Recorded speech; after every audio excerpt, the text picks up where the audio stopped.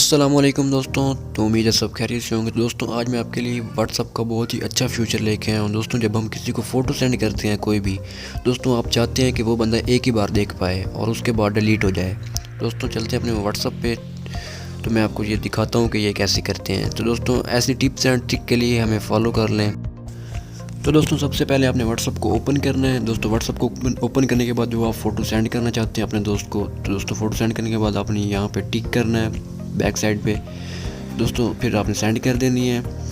दोस्तों फिर मैं दूसरे नंबर से जाके चेक करता हूँ, फ़ोटो मेरे पास आ गई है, ये देखें दोस्तों। दोस्तों फिर ओपन करता हूँ।